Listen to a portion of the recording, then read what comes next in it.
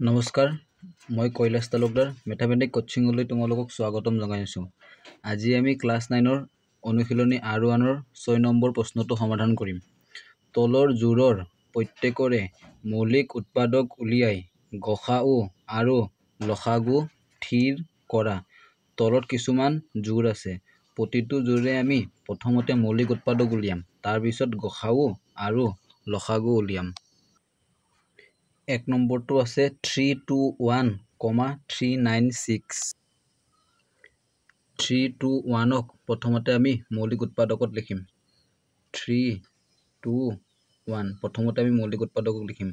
যেহেতু শেষত অযুগ্ম সংখ্যা আছে, আমি প্ৰথম অযুগ্ম সংখ্যাৰে কৰিম। প্ৰথম অযুগ্ম সংখ্যা আমি 3ৰে কৰিম। 3 এগুণ 3, যেহেতু ইয়াতে 321 হয়, সেইবাবে মাজত 0 হ'ব। 3 7 গুণ 21। 107ক আৰু আমি মৌলিক উৎপাদকত লিখিব নোৱাৰো, অৰ্থাৎ 321ক মৌলিক উৎপাদকত লিখিলে 3 × 107 হ'ব। এইবাৰ আমি 396ক মৌলিক উৎপাদকত লিখিম। যেহেতু শেষত 2 আছে, আমি 2ৰে কৰিম। যেহেতু শেষত 6 আছে, 6টো যুগ্ম সংখ্যা, সেয়ে আমি প্ৰথম যুগ্ম সংখ্যা 2ৰে কৰিম। 2 এগুণ 2, 3 হোৱাৰ কাৰণে 1 বাকী। 9ৰ আগত 1 বহিলে 19। 2 9 গুণ 18, 19 হোৱাৰ বাবে 1 বাকী। 6ৰ আগত 1 বহিলে 16। 2 8 গুণ 16। শেষত যিহেতু যুগ্ম সংখ্যা আছে, আমি আকৌ এবাৰ যুগ্ম সংখ্যা 2ৰে কৰিম। 2 9 গুণ 18, 19 হোৱাৰ কাৰণে 1 বাকী। 8ৰ আগত 1 বহিলে 18। 2 9 গুণ 18। ইয়াৰ যিহেতু শেষত অযুগ্ম সংখ্যা আছে, আমি অযুগ্ম সংখ্যা প্ৰথম 3ৰে কৰিম। 3 3 গুণ 9, 3 3 গুণ 9। আকৌ এবাৰ যিহেতু ইয়াত অযুগ্ম সংখ্যা আছে, আমি প্ৰথম অযুগ্ম সংখ্যা 3ৰে কৰিম। 3 এগুণ 3, 3 এগুণ 3, অৰ্থাৎ 396ৰ মৌলিক উৎপাদক হ'ব 2 × 2 × 3 × 3 × 11। আমি মৌলিক উৎপাদকত লিখিলো। এতিয়া আমি গসাউ আৰু লসাগু উলিয়াম। এতেকে গ সা উ। ওপৰত আৰু তলত সাধাৰণ উৎপাদক কি আছে, সেইটোৱে হ'ব গসাউ। সাধাৰণ উৎপাদক মানে ইয়াতে কমন কি আছে, ওপৰতো 3 আছে, ইয়াতো 3 আছে, ইয়াতে 3 কমন হ'ব। সেইবাবে আমি 3টো জোৰ কৰিলো, অৰ্থাৎ গসাউ হ'ব 3। এবাৰ লসাগু, ল সা গু। ইয়াতে কমন 3 আছে, 3 আহিল। ওপৰত 107 আছে, তলত আৰু 107 নাই, 107ও ইয়াতে আহিব। আকৌ এবাৰ ইয়াত 2 আছে, ওপৰত 2 নাই, 2ও আহিব। আকৌ এবাৰ ইয়াত 2 আছে, ওপৰত 2 নাই, এই 2ও আহিব। ইয়াত 3 আছে, ওপৰত 3 নাই, এই 3টোও আহিব। প্ৰথম এই দুটা 3 জোৰ হৈছিল, দুটাৰ পৰা এটা আহিছিল। আকৌ লাষ্টত এইটো 3 আছে, এইটো 3 আহিব। আকৌ 11 আছে, 11 আহিব। এইখিনি আমি পূৰণ কৰিম। 3ৰ লগত 107 পূৰণ কৰোঁ। 107 3।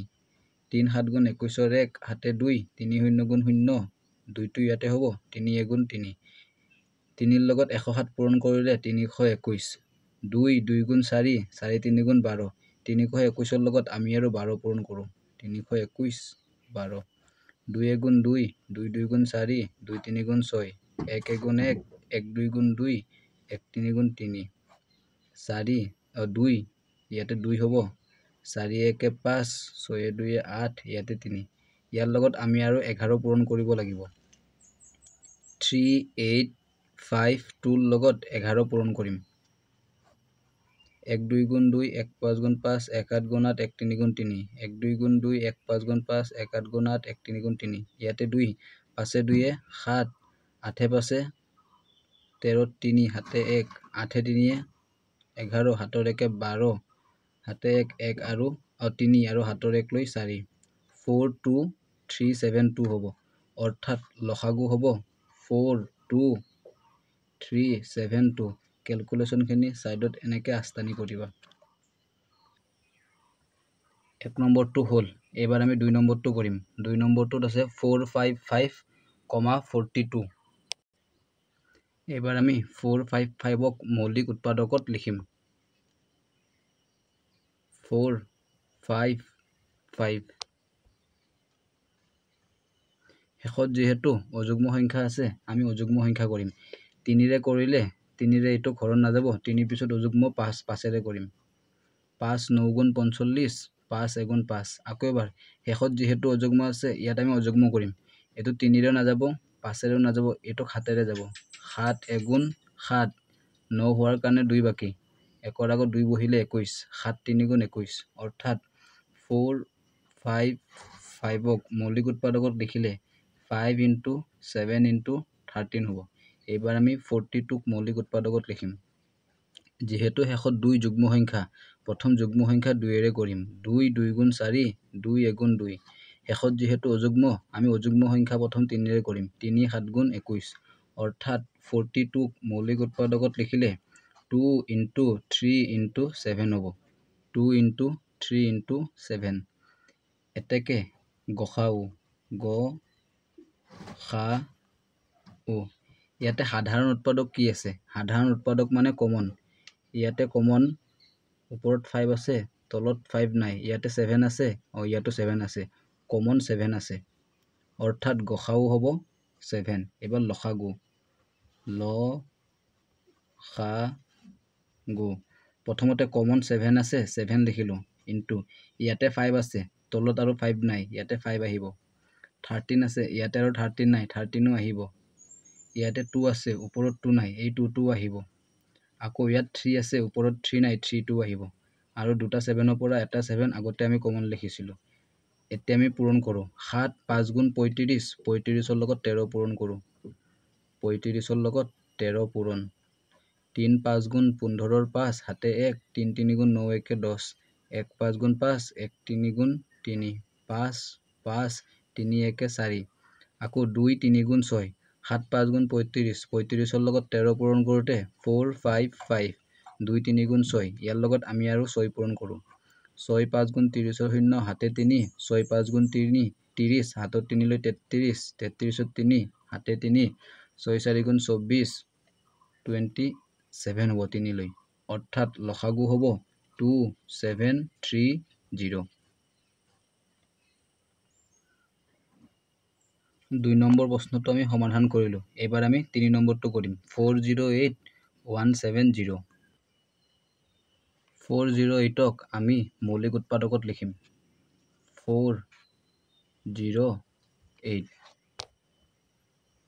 যেহেতু শেষত যুগ্ম সংখ্যা আছে 8 আমি যুগ্ম সংখ্যা 2 ৰে কৰিম 2 2 গুণ 4 2 0 গুণ 0 2 4 গুণ 8 আকৌ এবাৰ শেষত যেহেতু যুগ্ম সংখ্যা আছে আমি যুগ্ম সংখ্যাৰে কৰিম 2 1 গুণ 2 2 0 গুণ 0 2 2 গুণ 4 আকৌ শেষত যেহেতু যুগ্ম সংখ্যা আছে যুগ্ম সংখ্যাৰে কৰিম 2 5 গুণ 10 2 1 গুণ 2 শেষত যেহেতু অযুগ্ম আছে এবাৰ আমি অযুগ্মৰে কৰিম প্ৰথম অযুগ্ম সংখ্যা 3 3 ৰে কৰিলে 3 1 গুণ 3 5 হোৱাৰ কাৰণে 2 বাকি একৰ আগত 2 বহিলে 21 3 7 গুণ 21 17ক আৰু কৰিব নোৱাৰি অৰ্থাৎ 408ক মৌলিক উৎপাদকত লিখিলে 2 into 2 into 2 into 3 into 17 হ'ব 2 into 2 into 2 into 3 into 17 এবাৰ আমি 170ক মৌলিক উৎপাদকত লিখিম এটো 2 ৰে আমি কৰিব পাৰিম 2 8 গুণ 16 17 হোৱাৰ কাৰণে 1 বাকি শূন্যৰ আগত 1 বহিলে 10 2 5 গুণ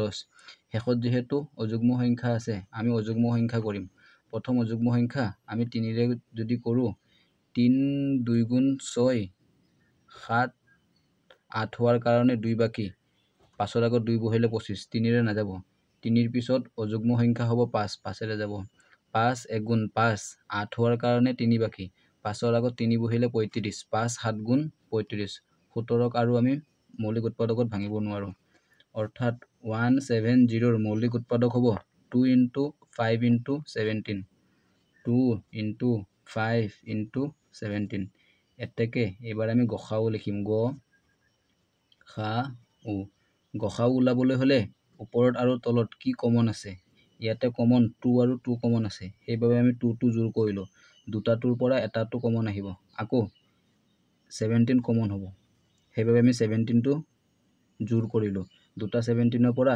এটা 17 কমন আহিব অৰ্থাৎ গসাউ হ'ব 17ৰ লগত 2 পূৰণ কৰিলে 34 17 2 গুণ 34 এবাৰ লসাগু ল খা গু এবাৰ প্ৰথমতে 2 কমন আছে 2 আহিল ইয়াতে 17 কমন আছে 17 আহিল ইনটু ইয়াতে 2 আছে তলত আৰু 2 নাই এই 2 আহিব ইয়াতে 2 আছে তলত আৰু 2 নাই 2 আহিব ইনটু ইয়াতে 3 আছে তলত আৰু 3 নাই এই 3 টো লসাগুত আহিব আকৌ এবাৰ 17 আহিলে আগত ইয়াতে 5 আছে ওপৰত 5 নাই ওপৰত 5 থাকিলে দুটা 5 জোৰ কৰি এটা 5 লিখিলো হয় যেহেতু তলত এটা 5 আছে 5 টো আহিব এতিয়া আমি এখিনি পূৰণ কৰো 2 ৰ লগত 17 পূৰণ কৰিলে 34 17 2 গুণ 34 হ'ব 2 2 গুণ 4 4 3 গুণ 12 12 5 গুণ 60 ইয়াৰ লগত আমি 60 পূৰণ কৰো 0 4 গুণ 0 0 3 গুণ 0 6 4 গুণ 24 ৰ 4 হাতে 2 6 3 গুণ 18 19 20 0 4 0 2 অৰ্থাৎ ইয়াৰ লসাগু হ'ব 2040 তোমালোকে ক্যালকুলেশন খিনি সাইডত কৰিবা অৰ্থাৎ লসাগু হ'ব 2040